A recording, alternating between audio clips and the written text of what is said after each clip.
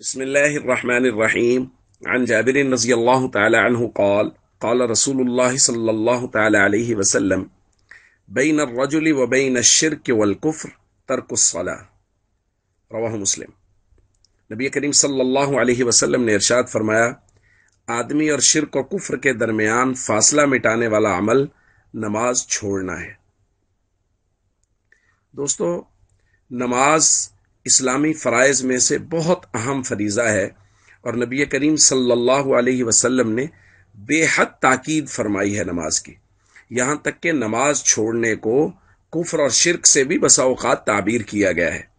ایک روایت میں فرمایا، العہد الذی بیننا و بینہم الصلاۃ، ہمارے اور منافقین کے درمیان میں جو عہد و معاہدہ ہے وہ نماز کی پابندی کا ہے۔ فمن ترکھا فقد کفر، جس نے نماز کو چھوڑا اس نے کفر کیا۔ تو بعض جگہ پر تو نماز کو کفر سے، شرک سے تعبیر کیا جا رہا ہے، گو کہ علماء کا اس بات پر تقریباً اتفاق ہے کہ اس کفر اور شرک سے مراد حقیقی کفر اور شرک نہیں ہے، یعنی جو شخص نماز نہیں پڑھتا وہ کافر نہیں ہو جاتا، مشرک نہیں ہو جاتا۔ کافر سے مراد ہے ناشکری کرنے والا یا کافروں جیسا عمل کرنے والا، کہ جس طرح کافر نماز نہیں پڑھتے یہ مسلمان ہو کے نماز نہیں پڑھتا، قیامت والے دن کفار یہی کہیں گے نا، لم نکو من المصلین، ہم نماز نہیں پڑھتے تھے۔ تو بھائی، مسلمان اور کافر کے درمیان میں فرق کرنے والی چیز نماز ہے۔ یہ کس قدر بدبختی ہے ہماری کہ ہمارے معاشرے کا اکثر حصہ نماز چھوڑے بیٹھا ہے، اور ہم لوگ اس نماز چھوڑنے کو کوئی گناہ بھی نہیں سمجھ رہے۔ جس کو نبی کریم صلی اللہ علیہ وسلم کفر اور شرک کہہ رہے ہیں، ہم لوگ اسے گناہ ہی نہیں سمجھ رہے۔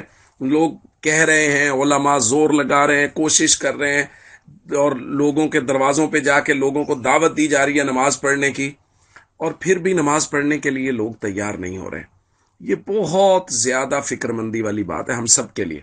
اس لیے ایک تو اس بات کی کوشش فرمائیں کہ ہم میں سے ہر شخص مکمل نمازی، پورا نمازی ہو، اور دوسری اس بات کی کوشش ساتھ فرمائیں کہ ہمارے گھر میں سے، ہمارے محلے والے میں سے، ہمارے دوست احباب میں سے کوئی بے نمازی نہ ہو۔